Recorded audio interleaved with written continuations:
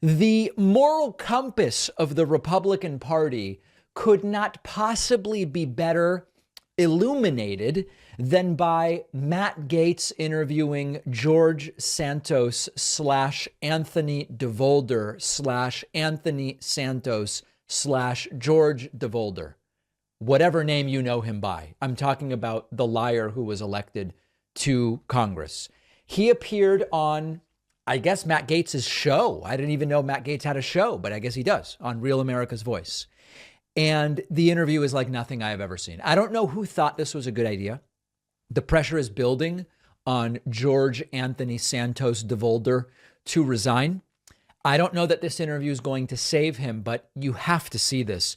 Here is George Santos saying he has lived an honest life. I've worked my entire life. I've lived an honest life. I've never been accused, sued of any bad doing. So that's untrue. He has actually been accused of crimes in Brazil already, and there are multiple criminal investigations. But okay, that's a lie. So, you know, he's lying about not lying right now before your very eyes. It's the equity of my hard-working self, and I've invested inside of me. Like I said, didn't come from. He invested inside of himself, deep inside of himself, and he found that he is an honest man. Charisma. It didn't come from Ukraine, Russia, China, unlike some folks that we all know that get money from those sources.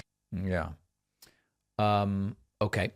So then Matt Gaetz asks him, where did your campaign funding come from? And he again repeats this cute little line. One of the principal critiques I've heard is that a lot of money was donated to your campaign by you, $700,000, I believe. Where did it come from? Well, I'll tell you where it didn't come from. It didn't come from China, Ukraine, or Burisma. How about that? Well, yeah, that is an answer. That is not actually an answer. We finally figured out the funding actually came from, what was that country Trump made up? Namibia? It's not an answer. And he is being this interview is to prove how honest he is. And he can't stop lying or obscuring the truth during this actual interview. Here's another moment during which Gaetz says, listen, sure, you embellished your resume, but everybody in Congress has embellished their resumes. We'd have no one in Congress if embellishing your resume got you kicked out. You have admitted embellishing your resume. You've acknowledged it. You've apologized for it. Some have said that you shouldn't be seated on committees for it. I would offer that if we didn't seat people on committees who embellish their resume running for Congress, we probably wouldn't be able to make quorum in any of those committees. Other people embellish, so everything's fine. Do you now have a sense of the committees you want to serve on, the type of work you want to do? I came to D.C. without really any preconceived notions of what committees to serve. But yeah, he came to D.C. without any preconceived notion about what the hell the job entails. Whether what I can give to the American people, whatever committee I'm given, whether it's, I don't know, science and technology or education and labor or whatever committee is thrown my way, I will deliver 110% because that's what I know how to do. I'm going to outwork any of the pundits and talking heads. Pundits. The word is pundits. Pundits. Come on, dude. That are out there saying that I should resign, that I'm unfit for office. The reality is, and the case in point here being is, I'm a workhorse. I've worked my whole life. I'm the kid who came from a basement apartment. You weren't supposed to win this seat. I was not supposed to win this seat. Yeah. So Matt Gaetz, I don't know how Matt Gaetz ended up doing this rehabilitation attempt of George Santos, Anthony DeVolder. And on the issue of resignation, here is what Santos had to say. I wish well all of their opinions, but I was elected by 142,000 people. Until those same 142,000 people tell me they don't want me, we'll find out in 2 years.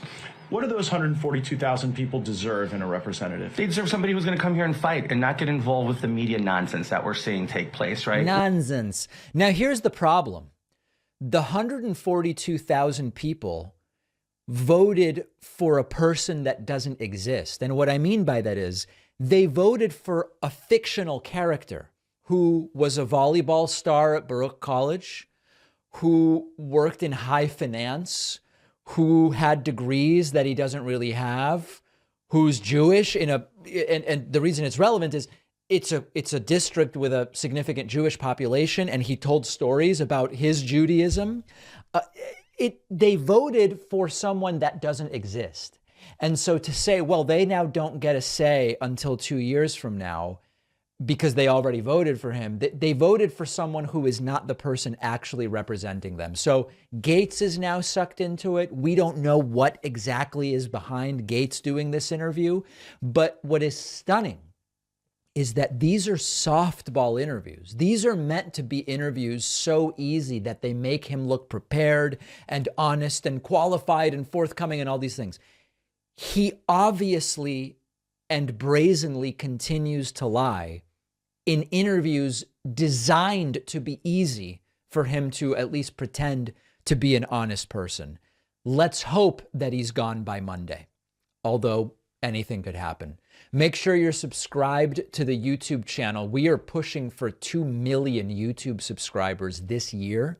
It is early on in the year, and youtube.com/The David Pakman Show is the place to hit that subscribe button. Doesn't change anything, doesn't cost anything. You're just saying, I like what you're doing. YouTube, recommend this stuff to more people. That's essentially what you're saying. I'll give you an update on the progress towards 2 million probably late next week.